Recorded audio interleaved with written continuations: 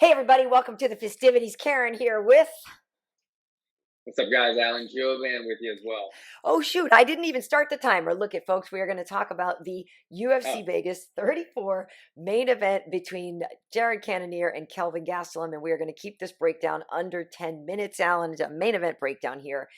First and foremost, I'll just kind of lay the groundwork. Jared Cannonier, I believe, currently ranked number 3 in the middleweight division, and Kelvin Gastelum currently ranked number 9. You know, Kelvin coming off that fight with Robert Whittaker that didn't go his way, went all 3 rounds, and it was a really, really tough fight. And that was the one that Kelvin took on short notice again, I believe, right? And then the last one for Cannonier was also Whittaker. So they have that shared common opponent for the both of them.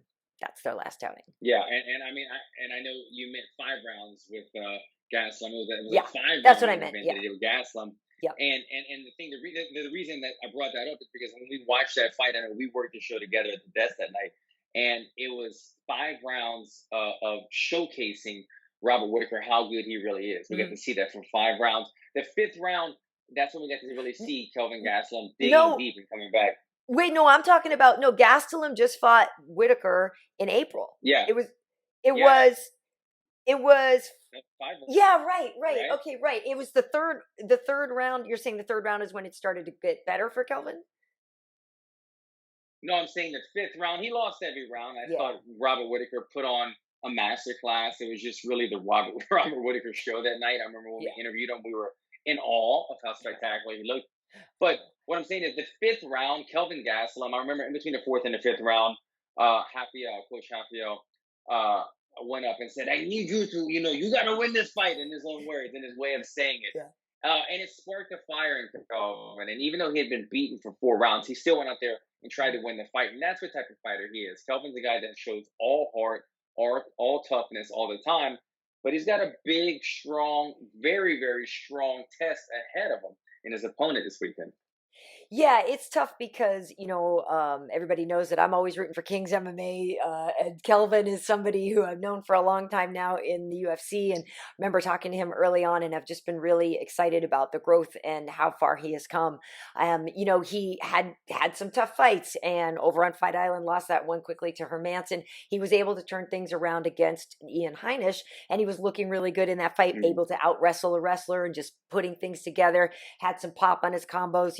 I thought a lot of things looked good for Kelvin. So when he went in against Whittaker, it did seem like, okay, we have some momentum. But like you said, Whittaker that night was just flawless. And it really was just such a great performance from him. I actually was just watching that only like a little before I went to go get the kid at school.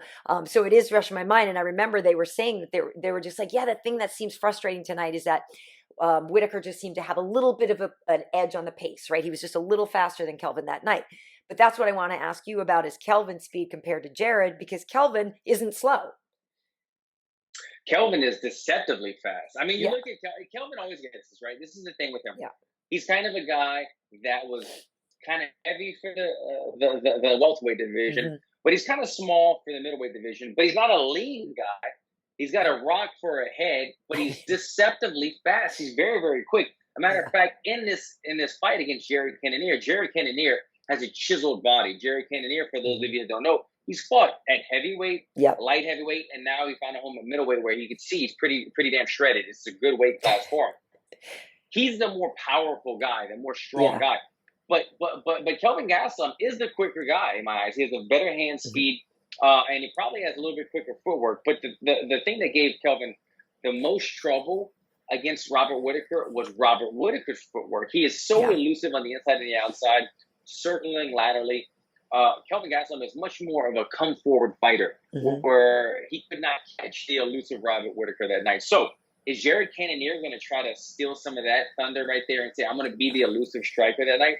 But again, Jared Cannonier didn't have any luck against Robert Whittaker either. I Both men know. are coming off a loss to Robert Whittaker in their last Yeah, fight. And so I assume both men are going to be studying each other's tape extensively, because when you get in there with someone and you feel what they do, and some of it is kind of invisible for the camera, yeah, that strength that you can't see, or that movement that's kind of deceptive, or the hmm quickness. Both men just fought each other. So I'm both the common opponent. So both men are probably watching the highlights now of that fight, saying, "Oh, I see what he did here, or I see what he Hmm. did not do." I'm going to try to apply both of those into this matchup this weekend. Yeah, and of course, Cannonier had more tape to watch because his fight with Whitaker was a 3-rounder. That one did go to a unanimous decision. That was UFC 254. But before that, Cannonier had beaten Hermanson, who Kelvin has lost to. He had beaten Anderson Silva and David Branch. I was actually at that fight. That was the one in Copenhagen, the Hermanson one, where the place just went silent because obviously it was Hermanson crowd. And Jared came in and just did his thing, and everybody was like, whoa. They did not expect that. So just as a comparison, 13 wins for Jared, 5 losses, 16 wins for Kelvin, 7 losses, but 6 knockouts for Kelvin, 9 knockouts for Jared, 4 submissions for Kelvin, 2 submissions for Jared, and 6 decisions for Kelvin, 2 decisions for Jared. So, the numbers are just because Kelvin has a few more fights there. But these guys like to finish fights. So what do you think the odds are, though, that it'll go to the decision? Oh, I don't know. I don't know. Well, I mean, you know what? I could say this. I'm not. I really hate giving predictions. It's like Yeah. it kills us to pick fighters. But I could see Jared Cannonier squeezing this one out.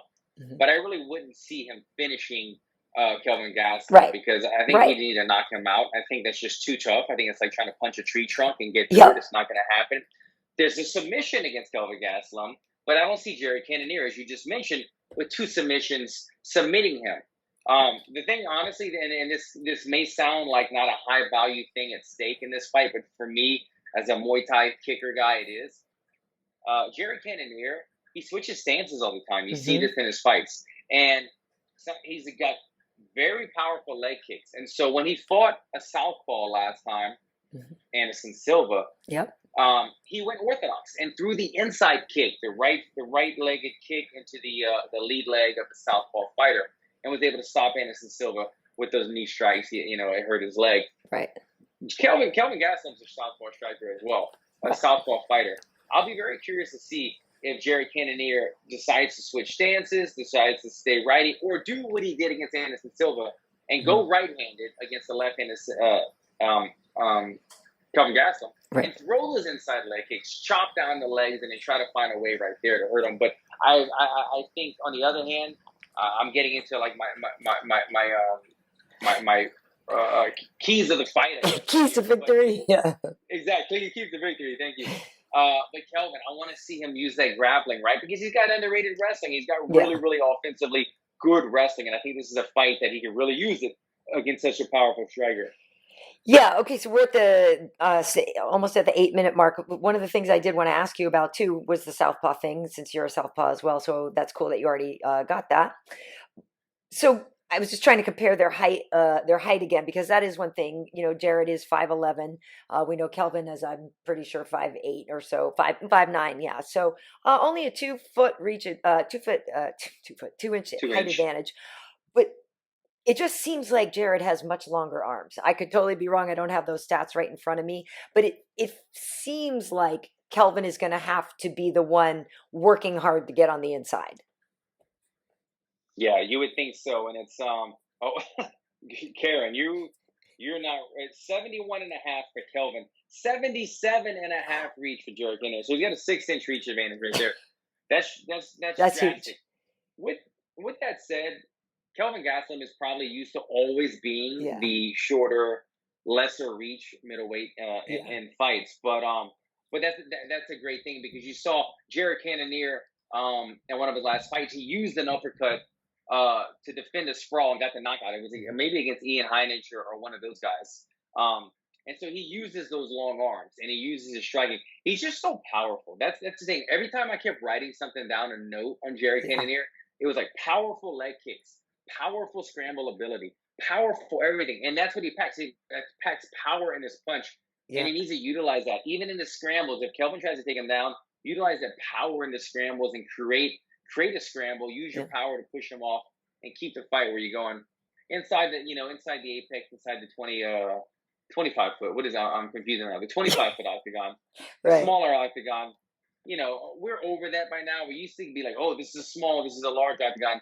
Now 99% of the fights are in the small octagon, and fighters Yeah, have adjusted. They're used to saying, okay, 2 steps back, and my back's against the cage, my back's right. against the fence, so I have to be cautious of that. But again, Kelvin Gastelum, I think in this fight, he would need to mix up the takedowns a lot more against a powerful guy. All right, boom. And we are right at the 10-minute mark there. And I was going to say, in terms of the power, I'm sure Jared will have a crystal for that. The man kind of Yeah. strapped with Oh his yeah, he's a crystals crystal and guy, right? like he will have a crystal for the situation. I feel very certain about He's it. a So, crystal. yeah, Okay, good and then dude there. Rashad Evans is gonna have a crystal for that as well. Because I know And my some boy Rashad, he got the crystal. and some mushrooms and some DMT and some He's got it all. and some more and Mix in some the man. A couple conspiracies. conspiracies. A little bit of that. Yeah, I know. It's gonna sprinkle a little conspiracy on top. A little conspiracy theory on top. Yeah, yeah, awesome. All right, so you and I are going to be working the desk this weekend. I believe Anthony is our partner in crime this weekend, so that should be a good time. In the meantime, where can people find you on social media? Yeah, check us out at the desk, guys. And in the meantime, follow me on social media at Alan Jouban. All of my social media. Give it a follow. Oh wait, I was supposed to go first, so you could do the thing. I was supposed to go. Hey, you can find me on Twitter and on YouTube, Karyn Bryant, Karyn Bryant, as in Kobe, no relation, but may he rest in peace. Over on Instagram, I am KB Heat. Yeah, last time you said, yeah, what up? No relation to Alan Jackson or something, right? Oh, Yeah. yeah, I forgot about it. I was gonna forget about it anyway, but I love Karen's new way of saying it. Shout out to Kobe. Yeah. I'm gonna mime it. If you do that on the air Yes. at the desk, when you do it, I'm gonna mime it. Rest in peace. Oof. I like it. Nice with the fadeaway. All right. Well, thank you guys for tuning in. Hope you enjoyed the festivities here with our main event breakdown. And yeah, we'll see you on the next one.